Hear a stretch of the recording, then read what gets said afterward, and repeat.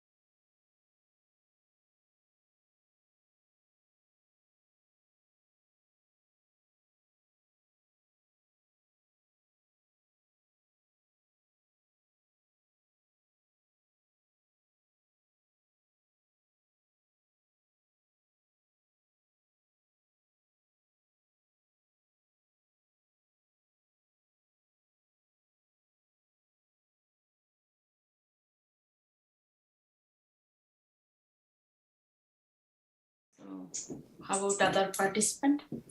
Mm-hmm. So they are coming right now. So I don't know how long it will take, but if you are ready, can you please start? Okay. So first, I would like to thank you everyone to coming this session. I'm Mahfouza, and welcome to this GRAS-Net session. And first, I would like to thank Metin Memorial Foundation for organizing this as a good program, and we can interact with each other. And this is a what it called Gwangju Democracy Forum, and I appreciate their initiative. And today, this session, we aim to critically discuss about multilateral effort and governments and international organizations have put together to overcome the COVID-19 pandemic from the perspective of young people, especially from developing countries. We will discuss and adopt a resolution and open letter for the government and international organization. And how about can I ask about our discussant? If I don't know their name, so please let me know their name. Then we can have a chat with each other and we can discuss about 10 minutes to each other, and then we can have an open discussion. So I would like to request to the open discussion and GRAS-Net member to, if you have any question, then please raise your hand, and then we can discuss about the issue. So here is can you hear me, please? Hello? Yes, if you're talking to me, I can hear you. Okay. Mun, So, Mun is how you pronounce my name. Mun? my name is, sorry, Moon, and Yes. next, And my last name is Abed. Abed. Moon Abed. Yes, Mun. I'm Mahfouza. My last name is Akhtar. Nice to meet you. Yes, nice to meet you. Right? Yes. And there is Shahnaz, maybe? Hi, I'm Shanawaz. Yes, I think so you guys Shahnaz, know me already. your name in Korean, so I know you, but this is the Hangumal, so I couldn't understand. Yeah, thank you so much. So, and then there's another participant here, discussant here. How about your name, please? Okay. Then Riz Khan. Yeah, my name is hello everyone. My name is Tristan. I'm sorry I can't turn on my background because I don't know how to. Yes, and then what's your name, please? Hello everyone. Another. I'm Tristan. Yeah. Oh, my full name. My full name is Tristan Karima Mustafa. I'm from Indonesia. Okay.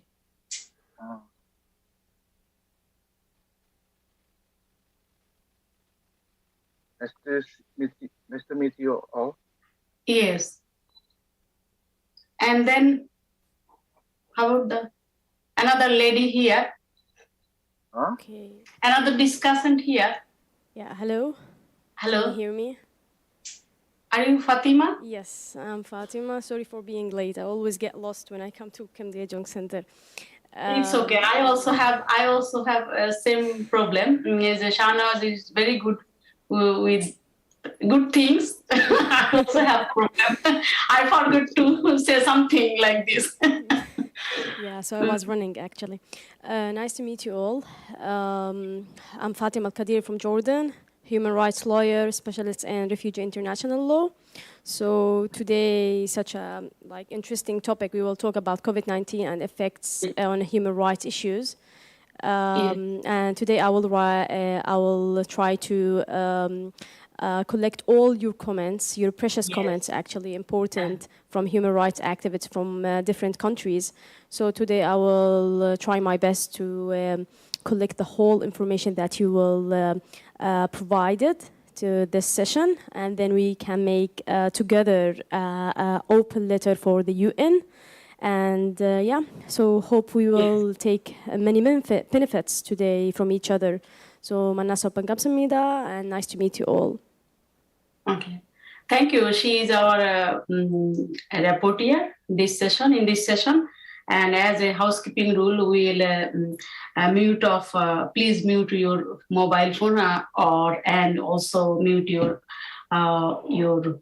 phone if you have a mic, unless you need to speak or discuss anything. Thank you. So we know a couple of years, 3 years, we are in a COVID pandemic situation, and we have seen a lot of good thing happening and also bad things, like we see a neighbor and friends cooperation, and also we share food or other thing with our neighbors, and sometimes and peers, and sometimes we also have seen hoardings food and essential products, especially in the medicine and vaccine, all those things. So we have seen good things. People much more compassionate and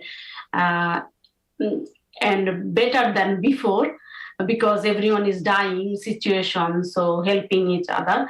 At the same time, we saw our friend, they are holding food, and then marginal people, and also restriction is the border restriction, so we won't get medicine or this kind of product we didn't get from neighboring country or international. We didn't get any international cooperation sometimes, even for the not only vaccination, supportive item like mask and other things. So we need like a PCR test. We need, before when a pandemic started, we didn't have this. Lots of countries didn't have this. So I'm from Bangladesh. In Bangladesh, we didn't have this much support first, and we also paid money, but we didn't get the vaccine. And also this, in our friends, lots of friends, they did business with this product, even mask and some others items like life-saving items. So and also at the same time, we have seen like international community, they didn't support to us. As a result, we are overcoming slowly, but we had seen lots of cruel reality. So now we can and nation selfishness, some nation they produce vaccine and they want to holding for their people, and then also safety equipment, despite whose WHO call it is a pandemic situation, it's emergency, international emergency. We need global cooperation, but most of the time we didn't get the cooperation. So now, as a result, in poor countries and developing countries, young people suffered a lot. So we can now we can open discussion. We can have some open discussion, and then I'm interested to know about you guys. like Jordan and Indonesia. I know. I always watch TV, ABC News, and I have seen Indonesian situation in Muslim country. First there is a stigma around the people, so we didn't get any friend for the who passed away. We didn't get people. They didn't want to come. They didn't want to support us. We didn't have this safety equipment. So I would like to hear from you guys. Thank you so much. Who want to discuss about this thing first, please? Shanas or Moon or I can't hear any other voice. Maybe Fatma want to talk, but his mic is not working. Now it's working. Yes. Yes. So hello again, everyone. To just briefly background regarding COVID-19. To start, we all know that in Wuhan, in China, 2019, then the Chinese authority, they tried to cover this issue for a while. Then the WHO, they discovered this and they were declared that it's emergency, worldwide health emergency to 2020 in March 11, sorry.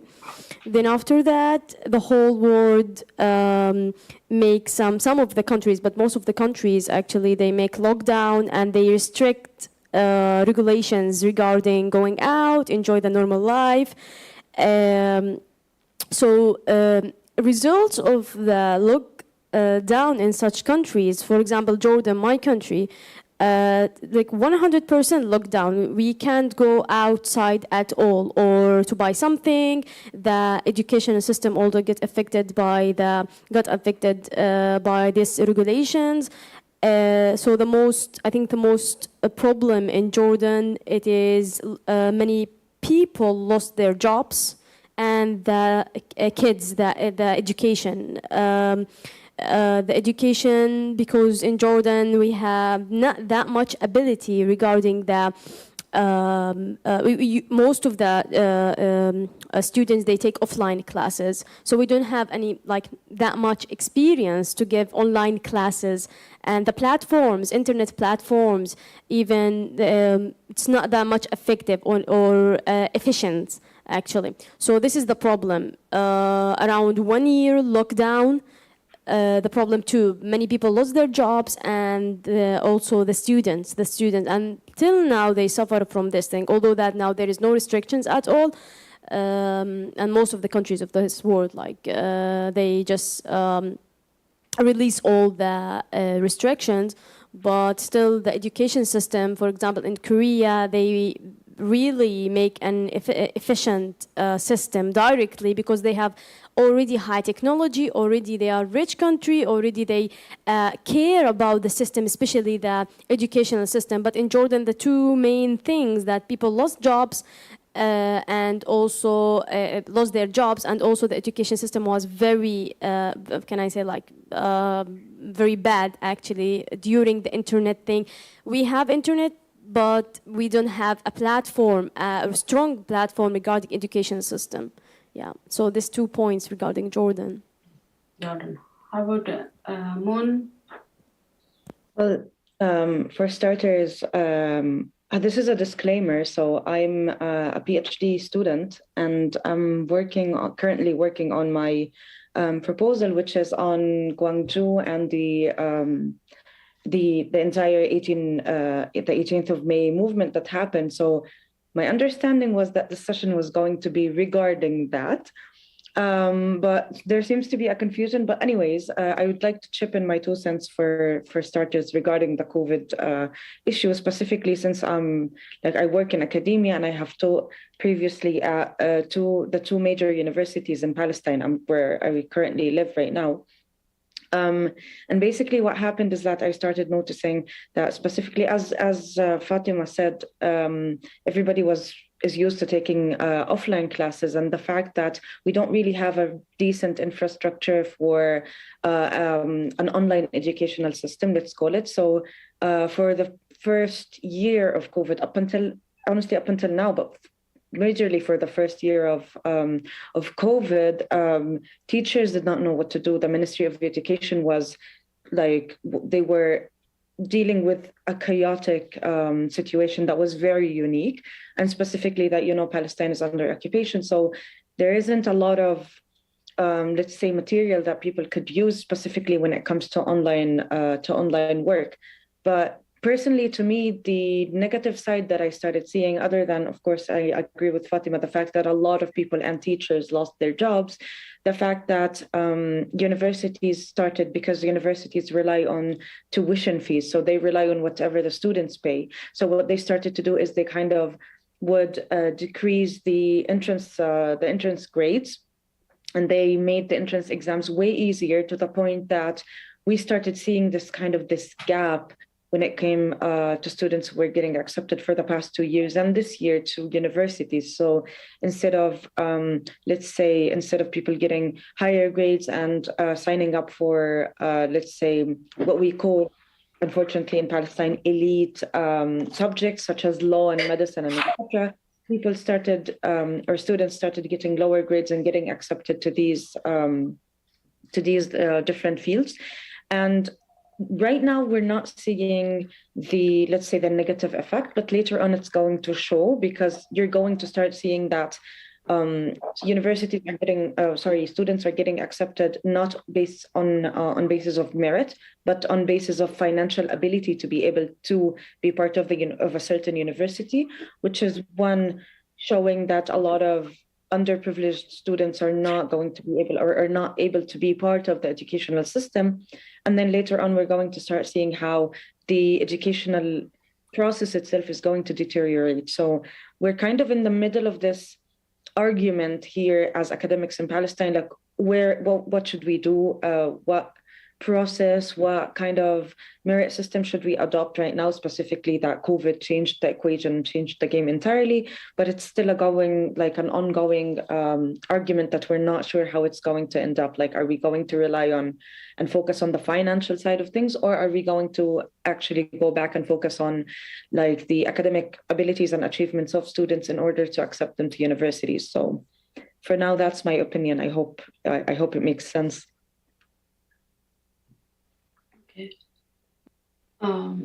Okay, thank you so much. Thanks for your experience. And how about Rizkan? What about your experience? And can you tell us about the Indonesian perspective? What's the situation? Okay, thank you very much, everyone. Thank you, Mufaza. Mahfuza. Sorry, I'm sorry. Yeah, first of all, I agree with our participant about the impact of the COVID-19 pandemic. It's really tough and challenges. But in Indonesia, we can see, first of all, when we first time impact with the COVID-19, the government cannot do anything, but the situation is getting better. But I think there's so many challenges today, especially like for the NGOs activities. I will remark that one because I work in some kind of advocation NGOs. The problem is our activity is totally changed, and there are something trouble in financial problem in NGOs today. I will unravel one category, two categories. Like first of the social movement and advocacy. There's so many problem. Like we can see in Indonesia, we face the what do you call it? Like the not really unbeneficial labor policy. Such kind of labor policy which unbeneficial for the labor. They say it's like the government responds for the pandemic because so many unemployment, and they create some kind of the policy and to make to decrease the labor right. It's the first of all. And when we can have a protest because of draconian law, they say you're not allowed to protest in the like demonstration and sometimes some kind of them. It's one of trouble. And also in the government, or especially in the parliament, they seems like do whatever they want. Like many policy cannot be, because NGOs function. One of the NGO function is to become a watchdog, and they allow to do anything. There's not watchdog because some kind of the limitation there are, and and for the NGOs human rights, it's have much more impact because there are many advocacy in different area, have the conflict area. It's fair, they have a tough challenges in there. And also for the financial, as I say, I will be make it to part the financial. Many NGOs like the democracy NGOs, because they achieve funding from government, they cannot do the activities because the government just to get the funding for solve the problem of the COVID-19. Yeah, I know it should be, but I don't know. I think there are challenges for NGOs to surviving today. Okay, another one I will be mentioned about the corruption in the government aid for COVID-19 pandemic. In Indonesia, there are trouble of the some kind of the aid from government to the society. There are corruption. Many aid, it's I don't know. They just like what we call it, like they just didn't give for the right for the sufficient or something, like didn't get too many corruption. Yeah, they give, but they cut many things like aid. Actually, it's because our aid it's a staff form, not money. Because for the many research, money aid from as a money, it very hard to corrupt that. I think there's one the problem of Indonesia, also about the problem in the health issue. Yes, of course, but I think the government already solve it and make the improvement, but I think they still have trouble that maybe the Indonesia participant can add in addition the mention that. Thank you. Okay. Thank you so much. Thank you so much. I hope you get my point and it makes sense. Thank you. Yes, you're welcome. Shahnaz, can you? Yeah, thank you so much. It's a pleasure to having you all here, and it's a good day because we are here gathered to talk about the COVID-19 as well as about the May 1899 situation. So let me talk about from the Pakistani perspective, because Pakistan is one of the largest populated country which was affected by the COVID-19. The situation was very worst. In the beginning of that, they just locked down all the country, they put whole the country in the lockdown, and it was like a chaos, suddenly, because people start, crying for the food, because the country was not prepared for the food because of the certain situation. So the government said we are going to provide the food to the people, but what happened?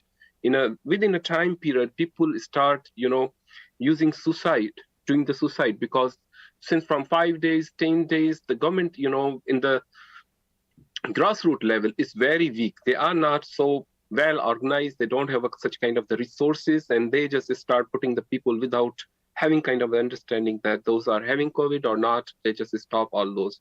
Secondly, the people also having a lot of issues, once the government stopped the transportation, that also created one of the great chaos in the country, because Pakistan is also, people were working in Karachi, one of the big city, and they were coming from the rural areas. So suddenly once the transportation was blocked, so many people start traveling back to their rural areas, and there was no transportation. In meantime, during the transport, going to their homeland or villages, people died on the, on the road. The children don't have a food or some kind of the water shortage. So it was like creating some kind of the chaos in the country. So sometimes even those are the daily wager people. They also make, even in the capital, some people did a suicide, which was, they are not reported, and said it's because of the normal people are depressed, and it was not highlighted. Suddenly people feel that our political right, our right to free move to outside, right to be moving, it was right to liberty become restricted, and they were unable to do anything.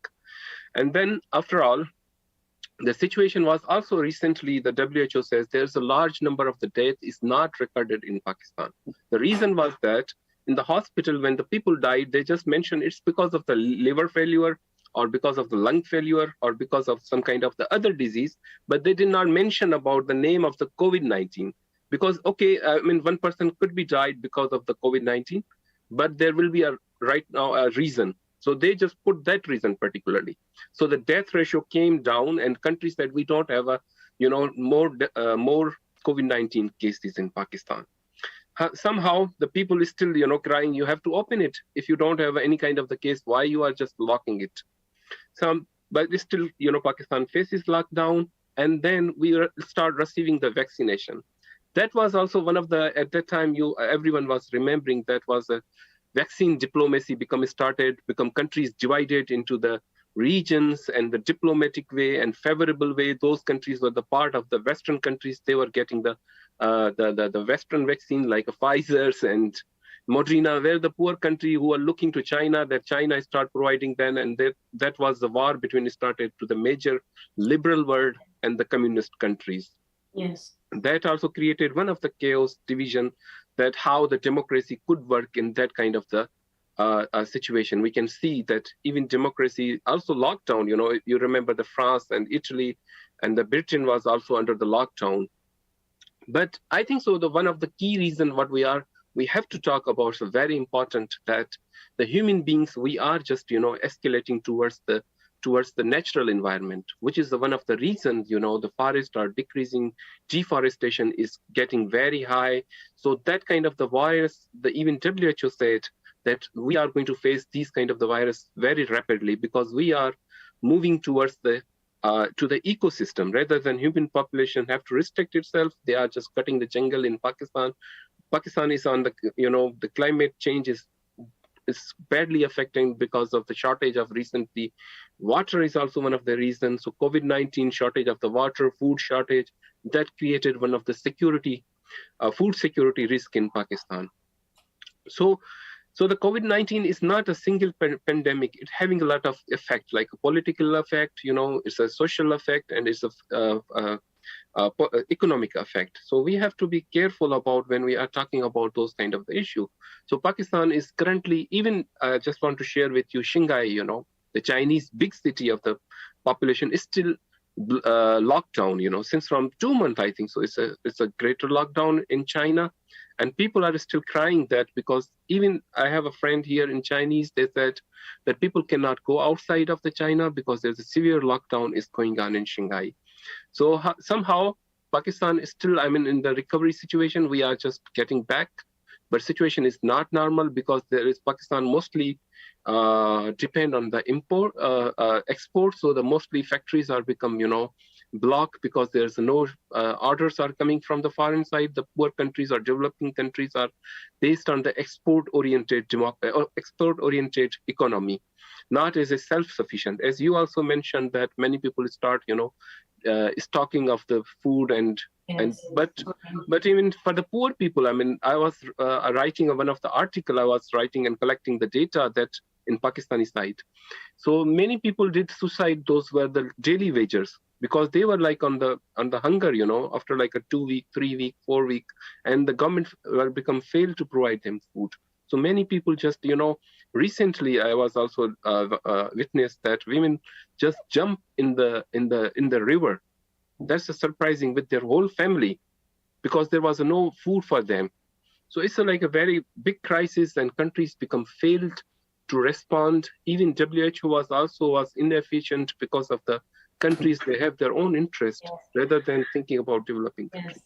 Thank you so much. And yes, thank you so much. Thank you so much, Shahnaz. And also, like WHO, they were being marginalized by the rich countries. Actually, Right. they didn't. No one listen WHO. What they are telling.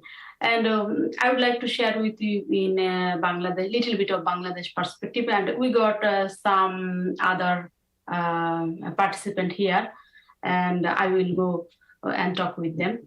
And in Bangladesh also, same situation in the early stage of COVID-19, some people also had suicide. And they couldn't bring food for their children, so parents just suicide for the children. And in our country is poor country, so a dog always just here and there, so people cannot eat. How they will give the food to dog? So dog and the other cat also dying. So some people they just voluntarily help them who had ability or who can collect some food, and they're giving them food to dog. You know, dog was also in hunger situation. And also in Australia, we have seen, like I'm living in a city, South Australia, Adelaide, and we have seen we are going market but not getting anything, like toilet, tissue paper.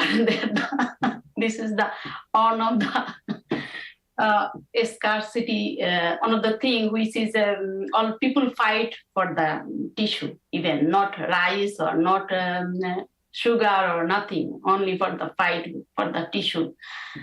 So here is and also, you know, some these countries, they didn't wanted to give their vaccine. They want to first for their people, and then you will get further.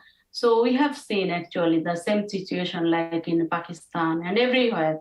Even in university student didn't get the proper device to do his online class. So we cannot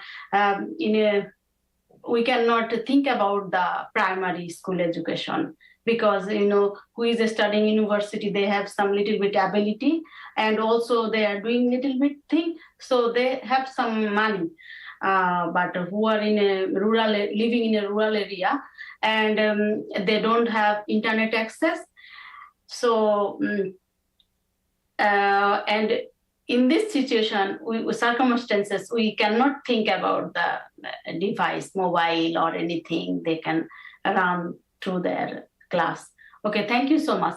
And how about there is another participant here, Nurshim. Are you here? Nurshim and Farooq Omar, are you hear me? Yeah. Hello. Okay, thank you so much. Thanks for your thanks. You are here, and we get you. And how about this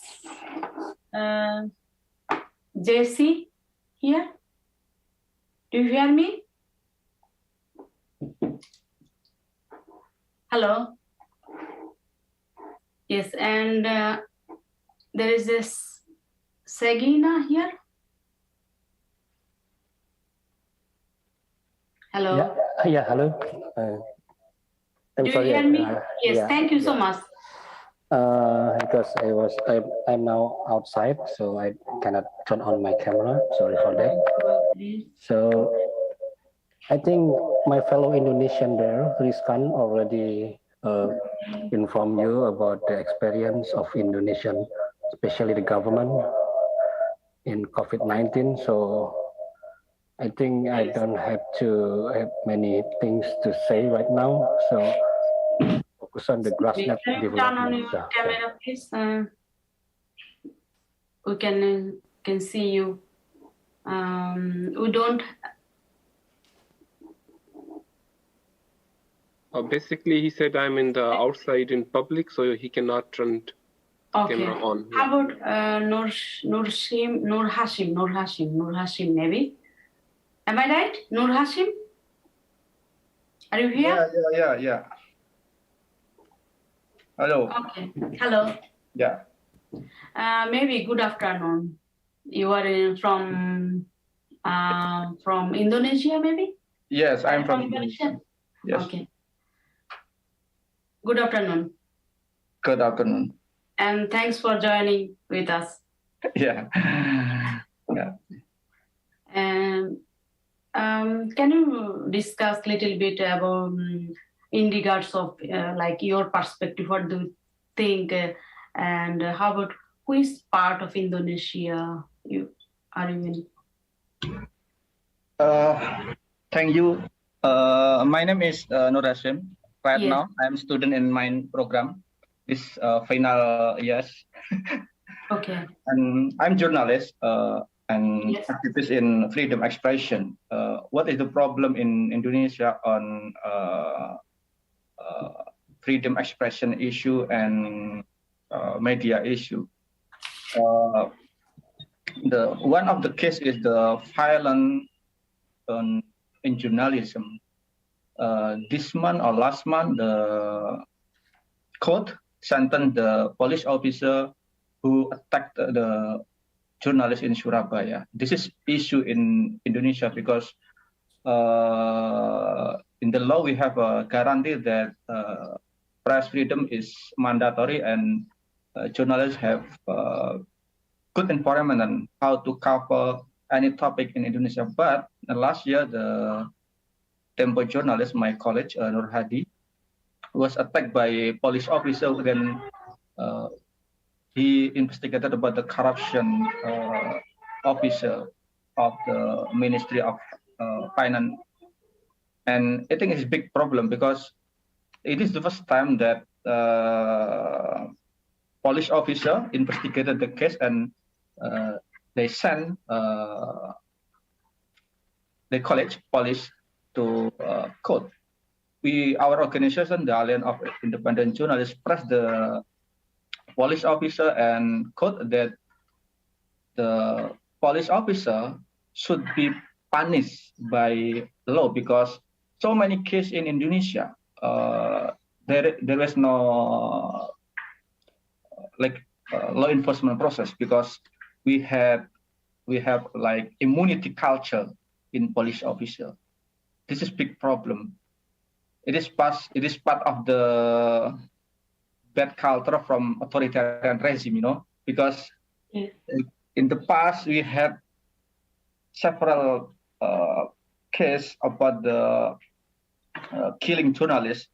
Until now, we haven't yet finished the law enforcement.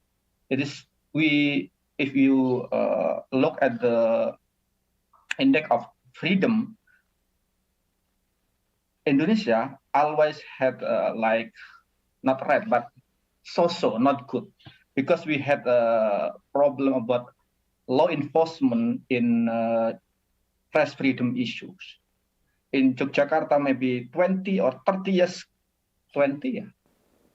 almost 20 years ago, we had a problem. We had a case about the killing of journalist Udin from Bernas. He was killed by government authority, but until now, we haven't known who is killer. It is a big problem. And in of Java, we had similar. We had a several case that immunity, the culture, violence in police officer police officer is a big problem. So I have a comment here, like also we stand in solidarity with any journalists. Like we know that also last week, very important journalist Shireen Abu Akleh in Palestine, she got killed from Israeli military. It's very important. But I think like our topic today is about corona crisis regarding human rights and local politics. So as you said about journalists and the police, he got caught regarding the corona situation or regarding any other things? In the beginning of the corona pandemic, government said that they asked like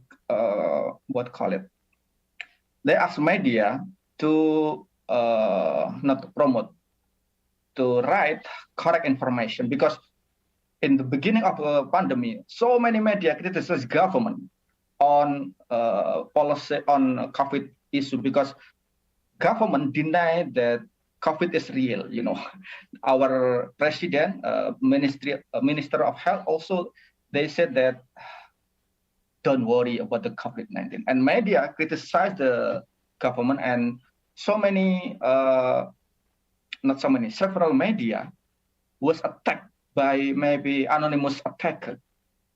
Because one of the case is Tirto, they published about the intelligence agency involved to make not vaccine, treatment method in with university. The media criticize, you shouldn't do it because you don't have authority like this. After the media and journalists published the article, they attack the media. The second also similar in tempo. They publish about the investigation about the Nur Hashim. Yes. Sorry, please. Is it about? Is it for the pandemic? Because government overlook the other things. So, so as a result, like the other situation, like you are telling about the journalist killed, and so full situation, government actually couldn't look back to the look at the this kind of situation. So they are thinking about the people are dying. So at the same time, journalist killed by like a government authority, or like, is it like this? So it is different case. In last year, it is not COVID-19, but the last story about the anonymous attacker attack media, and in Jakarta after media published investigation about the COVID project in Jakarta. Yes. So regarding your point, the government or the police attack the media because they make media coverage regarding COVID-19. Yes. Okay, and first, and second, when you say that some of the media, they provide incorrect information regarding COVID-19. So this is the 2 points. I think I can explain about it. I just feel the same that Mr. Hasim. Actually, I don't have a capacity to tell about the media or something, but we feel the freedom of expression in Indonesia, when the COVID-19 improved, it's very bad. Actually, we know the one most famous case, like I forgot, Haris Azhar and Fathia. They reveal many problems in the human rights issue, and the government response is very bad, and seems like they just criminalize the Haris Azhar and Fathia. So that's the problem. I feel same like Mr. Hasim. The problem of the COVID pandemic when rise is the freedom of expression. We just keep silent by the government authority, like the draconian law. Yeah, it's just that's I feel same. This is the trouble. Yes, it is maybe in everywhere. pandemic in the pandemic time, like when they covered the news, even in China, still people cannot talk about discuss about the COVID-19 thing. So everywhere, reports are killed by or harassed by police in several times, and every country, most of the countries, maybe for the especially in developing countries. So let's. I can one more sentence. In the case of the after the media was attacked by anonymous attacker, there is no law enforcement who is attacker, attacker. There is no law enforcement process. Okay. We just assume that they are part of the government agency or something. Yes. Because there is no transparency about how to law enforcement in the process. Yes. Next, who want to discuss a little bit? Jesse or Omar? Please. Okay. Hi, everyone. Yeah. So sorry that my internet connection is not stable, so sometimes I have to turn off my video. Yeah. But I keep listening to you on, guys. Are you from Thailand? I'm from Vietnam. Vietnam. Okay. Yeah. Nice to meet you. Yeah, nice to meet you too, the board, Fatima and the board. So I would like to share some of my experience about the COVID-19 pandemic in my home country. So actually, I have spent nearly 2 years in Vietnam throughout the COVID-19 pandemic. And I can see that there are some problems that most we can find out in some more countries that my friends share already. So I just add in some information, what I see that we have more quite distinct in Vietnam. The things we still have here is about the problems when so many shops and business bankrupt and close. So we come up to the situation of jobless. And the school closed and the children stay at home. And these two make the women have more suffer with the labor abuse, sexual abuse, and sometimes the domestic violence because their husband jobless and they have to face with the financial shortage. And then they get drunk on day and night. And then he feel, how to say, an inability to cover for the family, and then he put all of his interests to the wife and the children. The wife had to be the main person who take all of the household chores and as well to take care of the children, to teach the children, and then because the education they ask all children, they have the online class, and then they assign so many homework. So the mother also to be the teachers also. So I see that the women, they take many roles as a teachers, as a household wife, and then to take care of the patient who get COVID. Sometimes the father or mother-in-laws, they get in COVID, and then she's the one who take care of them also.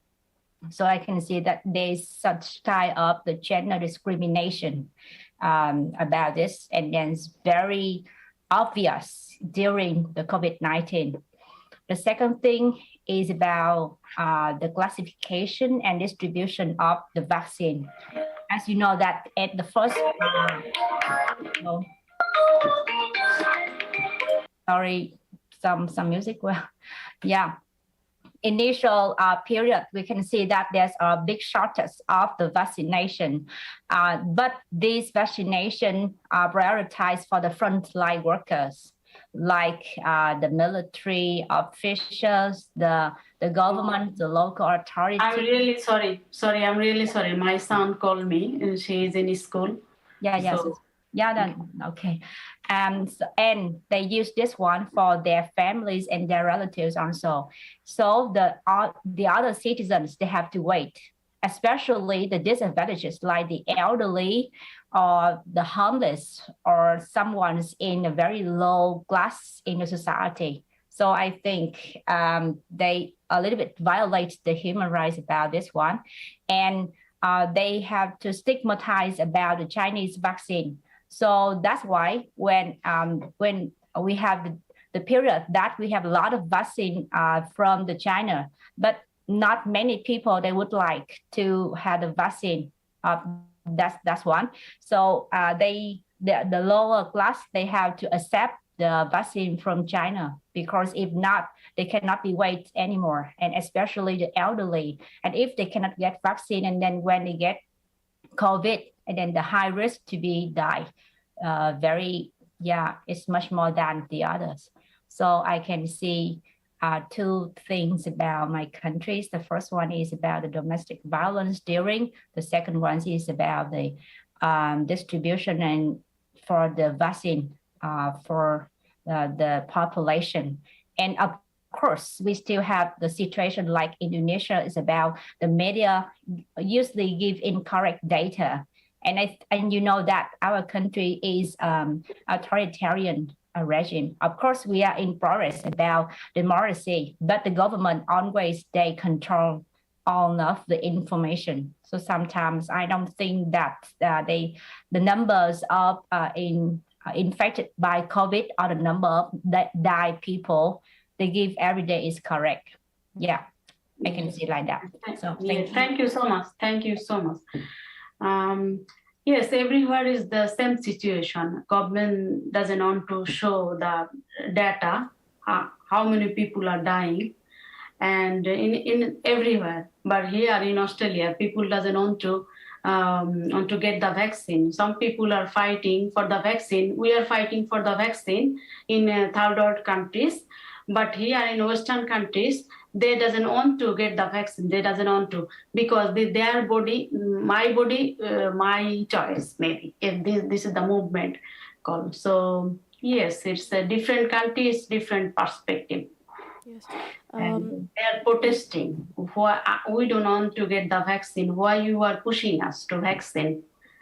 Exactly. Yes, thank you so much. I have a comment on Jessie. She mentioned a very important, Yes. point regarding the domestic violence. Really, it's very crucial issue regarding women. I remember that I watched the news on Jordan, like people because of the lockdown, they stay at home. So how many divorce cases in the court actually? How many people also have been killed regarding this, like crimes against the wives or even the daughters. Especially they focus on the women because they think that they are weak. So we can put all our hates or anger on them because we don't have job, we are locked down, and we are frustrated regarding Corona situation. So I would like really thank you, Jessie, for mentioning this thing. Yes, thank you so much. It's very crucial, actually. I remember that in Bangladesh also the same situation here. Even in Australia, there are so many people are like fighting for the mental situation. But they have support. They can call, but some people they don't want to get the support actually. Yeah. So we don't get. We have the lack of support. That's why people are suicide. People are doing suicide. People are frustrated. The divorce is happening, and also violence. So. And here people don't want to get the support from the government. They are suffering in mental illness. Thank you so much. Which is a big problem, like the differences Yes. between the developed East and countries. West. Yes, exactly. And this is also injustice between this. People can, just starving from, like, for example, Pakistan. They don't have Bangladesh and Pakistan. They don't have food. That's why some people suicide. And the other part in this world, no, they are already over.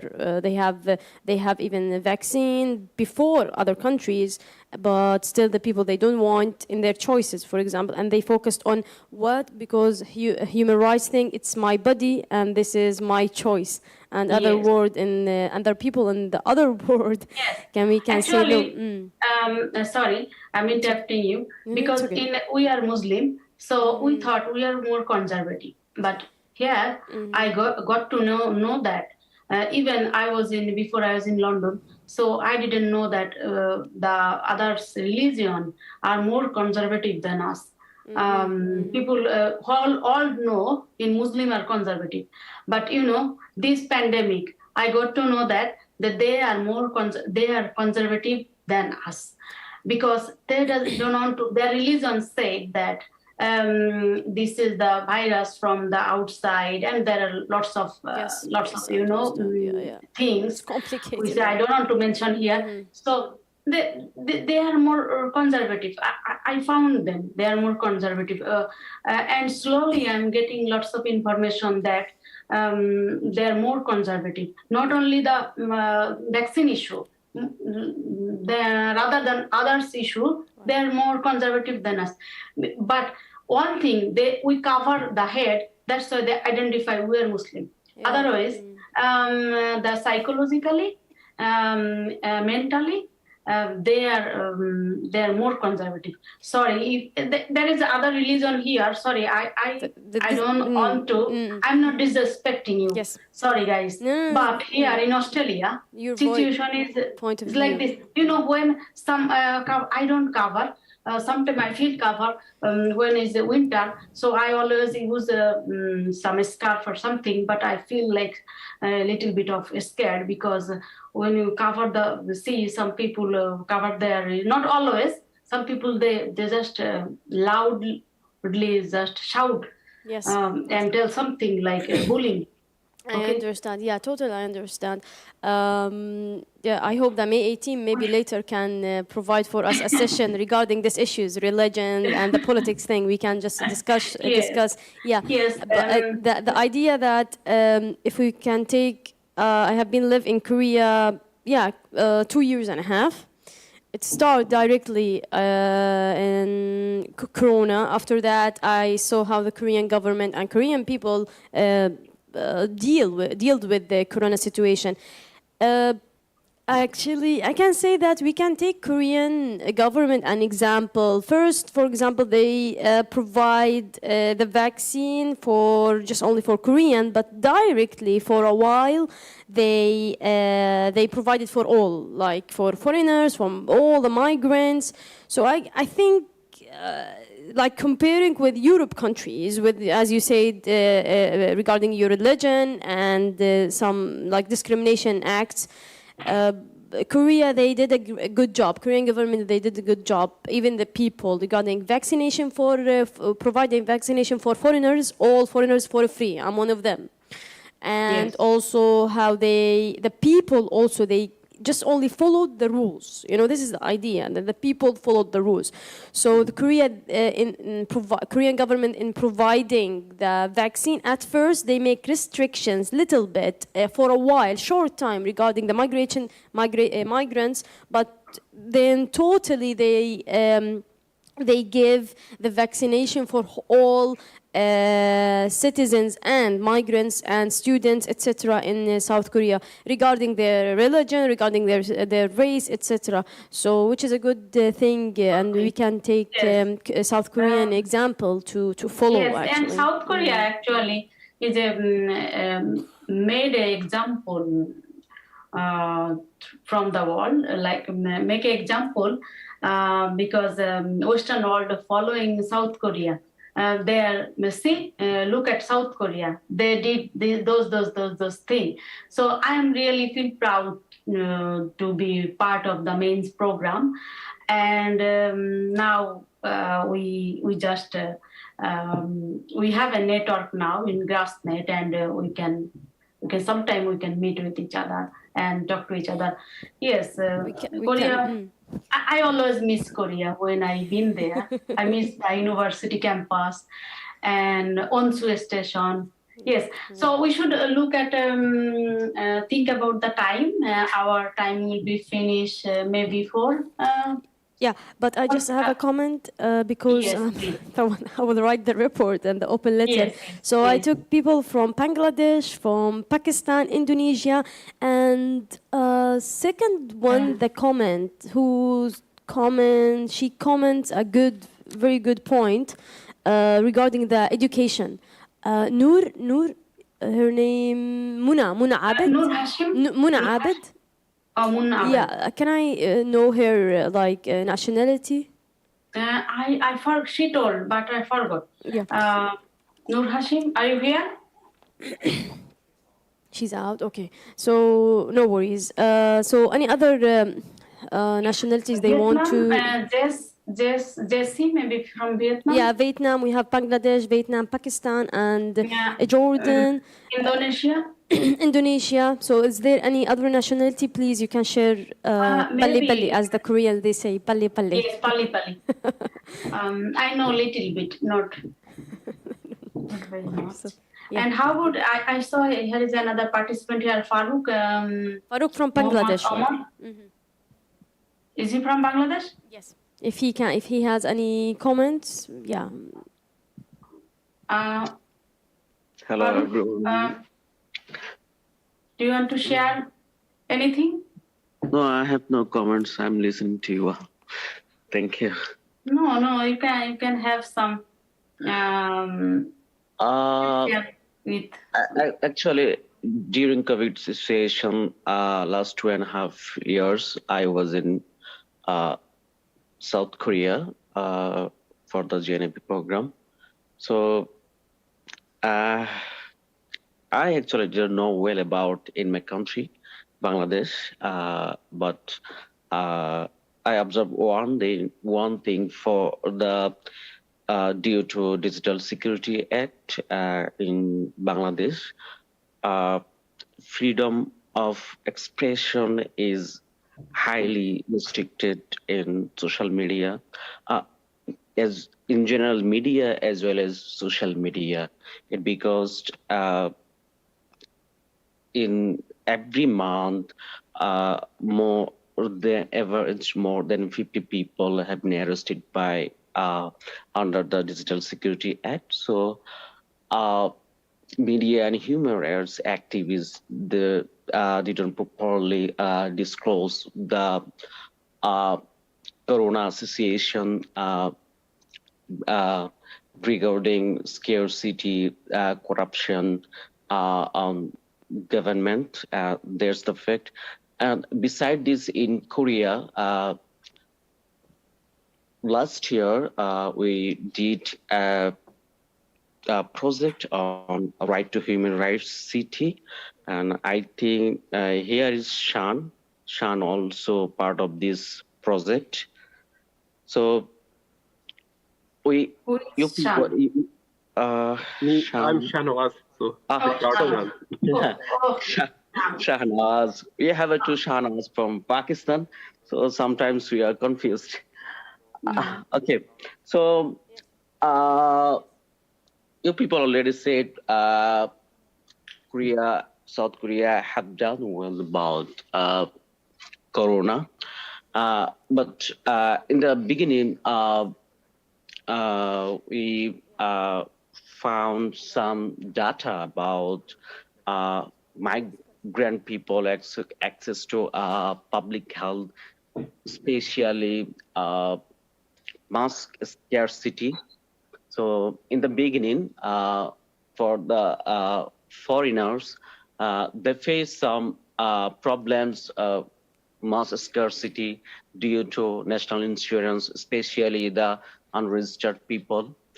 And other important things, language barriers was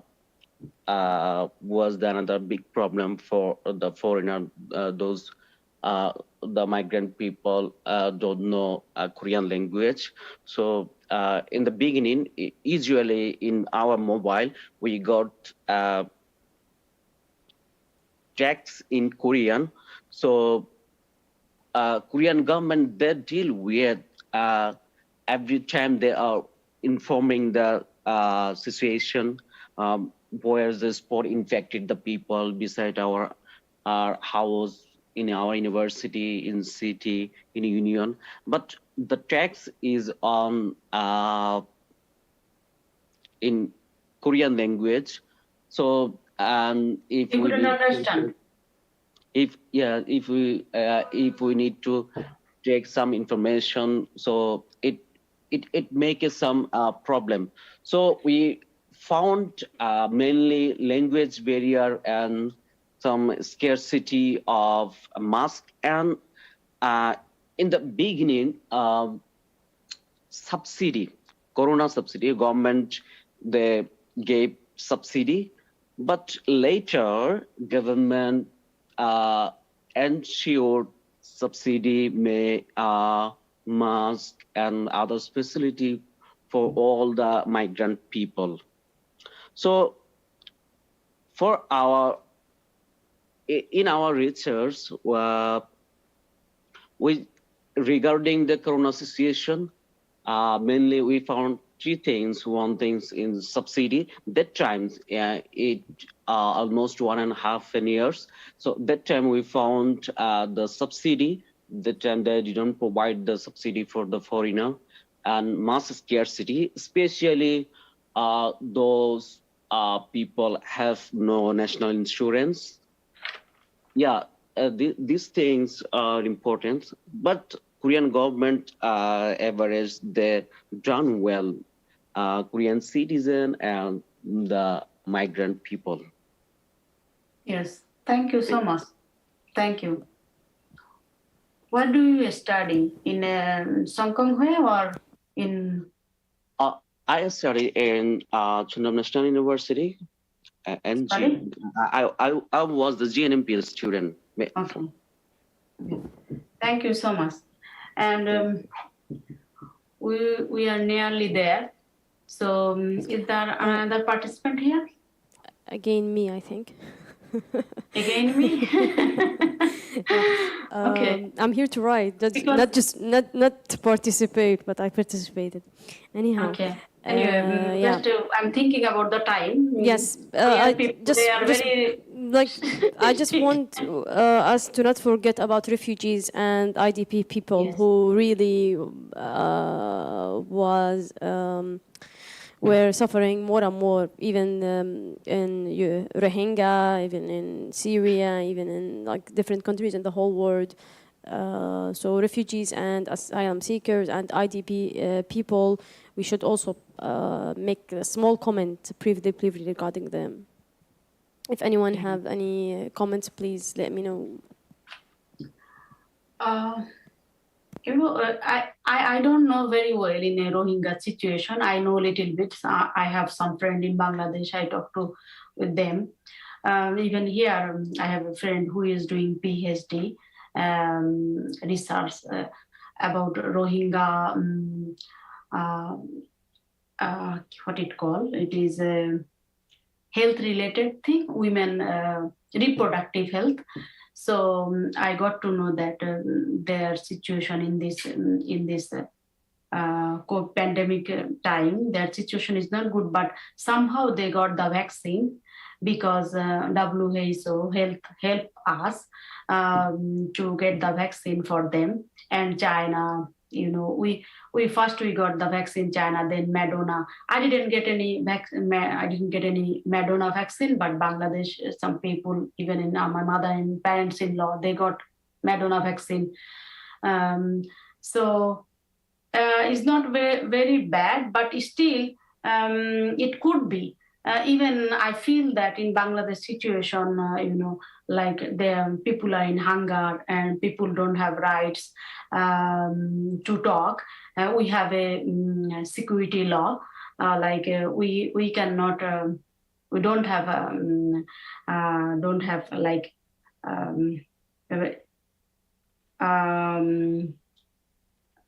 we cannot actually talk to our government because there is a law. I forgot the law name actually. I'm not law student. So Farooq actually mentioned that. But everywhere in the same situation, even in this country, the same situation. So in COVID here, people are getting outside and getting the virus, but Bangladesh is very populated, very populated. When we go to market, we have to like this, otherwise people can touch us, so especially in female. But this situation in COVID, in my family, only few people got COVID. Okay, so I think even in better, who are the some countries, they are producing like they are doing carbon emission. They got COVID more actually. Nature has a law. They got their COVID situation is worse than us. So the Rohingya situation is not very good, but still they got the vaccine. That's the good thing.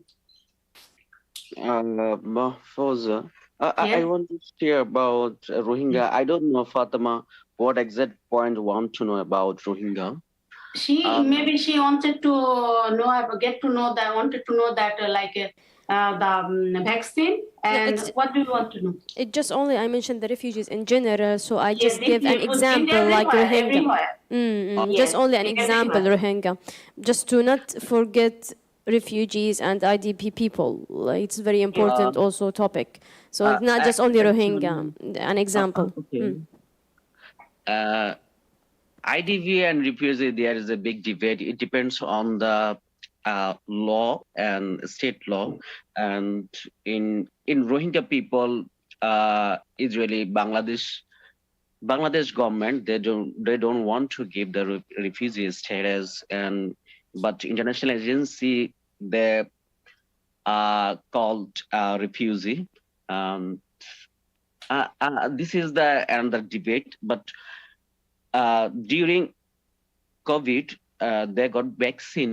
It because UNHCR and United Nations directly they manage vaccine. Even the camp in Chittagong district, Cox's Bazar district, they got vaccine before the other Bangladeshi citizen in Cox's Bazar. It because the vaccine provided by the international agency, especially UNHCR.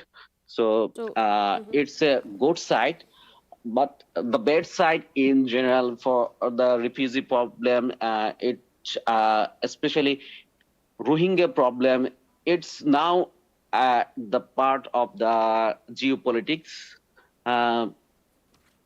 I went there several times and I worked there, and I know the Rohingya activists, and some are Rohingya activists, and I personally I know the Rohingya language, and still I communicate some of the Rohingya people. So there is problem most of the time. G2G, government to government, they try to repatriate the problem, but international agency, there are more than 20,000 NGO worker work there, and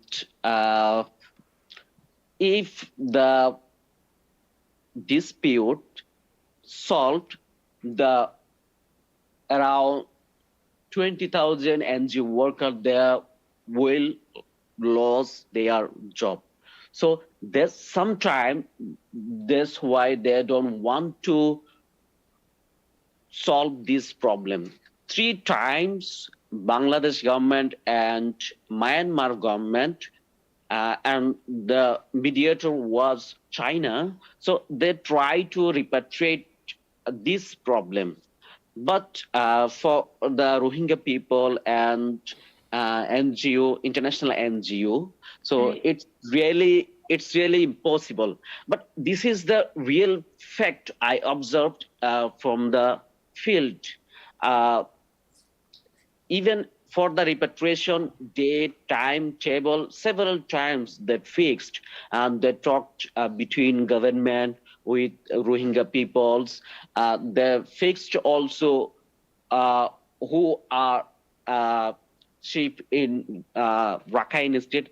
But ultimately, it has been a part of international politics. I don't see in near future there is no solution Rohingya problems. Thank you, Farooq. Thank you so much. And I also there's someone asked that draft session, and there is a open letter, so who will getting the letter. I am not actually very much like confirmed that where we are going to put the letter actually. So, and I also language difficulties. Sometime I get some a Korean email, so I need to translate. And sometime I get some English mail. So this is good. Thank you. And Fatima, do you want to? No, briefly, just to wrap up the what my colleagues they said. So Pakistan. Shanawaz, he mentioned about the food problem, and he mentioned about the vaccination thing and the problems in Pakistan and how some people suicide regarding this thing, right? Right? Yes. Yeah, and also Bangladesh regarding the vaccination and regarding also the food issues, and some of people also suicided. Yes, and also lack of food and lack of the basic needs, needs, let's say. And Muna Abid, second one, she mentioned about the educational system problem and the university, that the people now, there's discrimination. The people can get their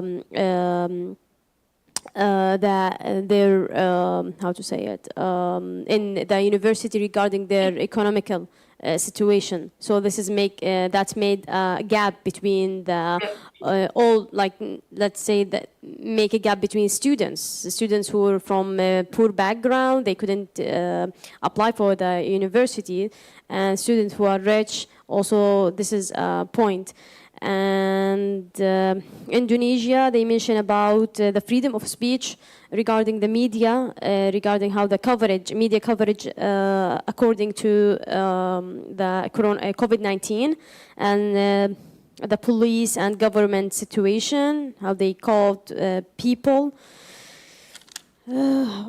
Jessie, she mentioned some important, two important things from Vietnam about domestic violence, and also about the stigmatized regarding Chinese vaccine. Some people, they refuse to get any shots, like the vaccination, because of the Chinese, and no, the American is better, the Chinese is better. So it's like holy debates and doubting regarding, according to the Chinese vaccine. What was the name of the Chinese vaccine? Pfizer. No, Chinese vaccine, not Pfizer. Sinovac. Sinopharma. Right. Sorry. So Sinopharma was the Chinese, and there is some people with, some people against to take. Also, we mentioned Rohingya COVID-19 situation, refugees. But here, let's make some solutions. Let's give some solutions to put it in the report. Yeah. So I want to ask about my senior is Shanawaz. Actually, we will learn a lot from him. Could you share your solutions regarding Pakistan situation? Basically, I mean, we have a limited information and knowledge about the COVID-19, but I believe that how to deal this, basically, I have no idea, but what we have to think about, the WHO is the key. We have to follow these guidelines and we have to countries should be cooperate with each other to overcome on such issues, because you cannot, suppress the political rights, like, liberty of speech, freedom of movement, and freedom to having a job, like a freedom of economic and livelihood right. those are the rights which cannot be suppressed by under the name of the COVID-19, because most of the government is trying to suppress those rights under the name of those. And it happened, in many countries, they just restricted the people's movement and freedom of speech and freedom of movement. I mean, like in underdeveloped countries, they are looking for the jobs. They are looking for the economic support because the poverty level is very, very high over there. Like, for example, in Pakistan, like 99% of the population is living the below poverty line. So when I say 29% is like Pakistan have a 220 million population. So you have to consider that around like a Korean population, 5 million people are living the below poverty line around. So we have to think about how to we incorporate those people in the economic situation. So the government have to be cooperate with the international, UN agencies, those who are working on those systems, and make some kind of the, agreement or some kind of the schedule, or make some kind of the international guideline how to be faced. But it's also again challenging. We are looking to the China, where this, everything becomes challenged. Even the WHO position was challenged because they consider that WHO is a pro, liberal institution authority. No one wants to be accept their, decision. And when they talk about with the China, they said, oh, how can we accept, maybe you are talking on the behalf of the China. So countries have to be unanimously think about the humanity. It's a very important and key challenge. Instead of talking about any kind of the ideology, we have to come united on the name of, first of all, the humanity. Second, and then we have to follow the UN, especially the WHO guidelines, which is just sharing with the countries that how to deal in the COVID-19 situation. Like, for example, if it's the COVID-19 situation in Jordan, if it's a situation in Bangladesh, if it's in Indian, or it's in Pakistan, or if it's Korea, you have to have some kind of the basic fundamental guidelines are available over there. But sometimes countries just, ignore those guidelines because for their own interest. So the first that we have to should work as a humanity point of perspective. Second, we have to follow the UN WHO mandate, which is given on about the COVID-19 guidelines. Thirdly, the countries have to think about like an economic cooperation between those underdeveloped countries, like in Africa, Liberia, like Kenya. Now we are talking about here just only Asia, but even in Asia, in Pakistan or India, I don't know about the Bangladesh situation, but if we are looking, then people are below poverty line, so they need economic aid. So first we talk about the political right, which we talk about the liberty of the, freedom of speech and liberty of the jobs, and those economic rights should not be suppressed. Second, we also just saying about those rights. After then, economic cooperation between the countries are very, very important for the poor countries who are just, Pakistan is like a verge of the default. Similar situation happened recently, we witnessed in Sri Lanka, where the people are now fighting for their food on the street. They don't have a food. Even their minister said that Sri Lanka is going to be having a severe food shortage within 1 week. So Pakistan also having the same situation because we don't have even foreign reserves. So the economic cooperation is key of the countries to give the grassroots people, some economic support or livelihood support, some kind of the activities. We have to do those kind of activities. So in my idea, those are the three, key point.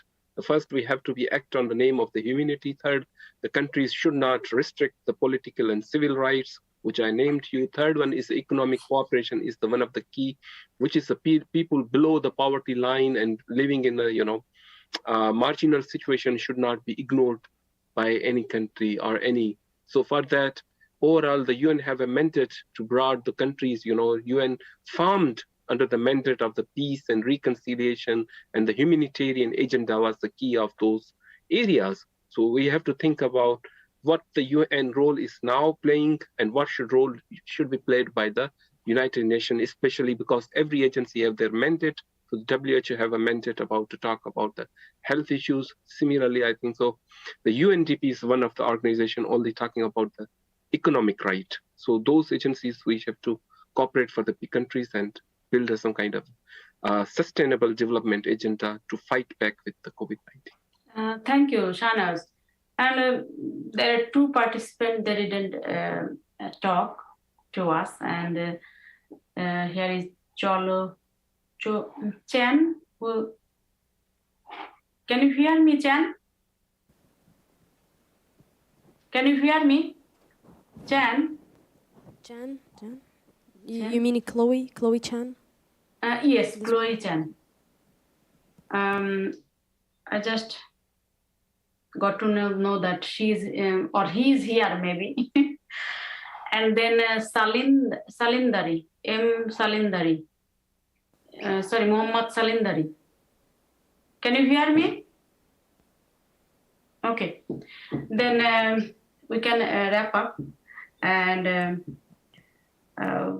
this has been a very rich and passionate discussion. And I wholeheartedly thank you, everyone. Thanks, everyone, that you've been here and for your cordial contribution. And hope we will meet again and we will discuss later on this issue or another issue. Always issue is coming. We have to fight. We cannot stop fighting because we have some people are always we need a balance all, but this is not a just word. Always some people are like making imbalance for us, some people poor and rich gap, so we need to continuous fight. So thank you so much, and next time we will fight for the another issue maybe. So we will see next time, and I hope everyone enjoyed. I enjoyed with us, with you guys, and after a long break, I can see you all face and new face. Actually, I don't know about. I only know Shahnaz. I don't know you, all of them, and thank you so much. Yes, just one last comment. If anyone want to add anything, please, yes, you can send for May 18 your comments, your recommendation, anything you want to add it, and then May 18 can send it for me. Great job, like really nice to meet you. I got a knowledge today, a rich knowledge today, so thank you so much, and nice to meet you all, nice to meet you, really. Yes. Thank you so much. And Fatima, are you going to send us a draft the resolution, like before sending the yes, of the course. letter? Yeah. I will let everything, like I will update all the things to May 18, and May 18 can send it for all of you. Yeah. Okay. Yes, thank you so much. For sure. And really, I appreciate your time and effort. Thanks. Have a nice day. Thank you so much. Bye-bye. Thank you. Bye-bye. Bye-bye. Thank you so much. We can have a photo, maybe. We can have I want a photo. to have a photo, yeah, we can. Yes. Okay. Although that I look like Ajamma today, you know. No, you are still looking young. You look beautiful. You look beautiful. More younger.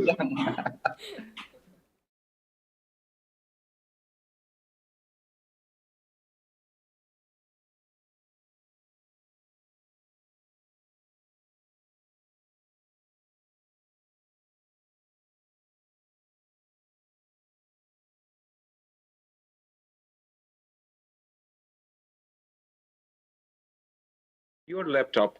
Yeah, from my laptop I can take? No. From your, screen. Yes. There will be button of the view. View. Yes. Okay. Yeah, that create a, whole people on the one yes, page. whole people already. How many participant? Yes, but how to take the video? From the mobile then take. From the, okay. Okay. You know, it's like technology. I told you, Ajamma. Okay. No, you are not Ajamma. Which is good thing, Ajamma.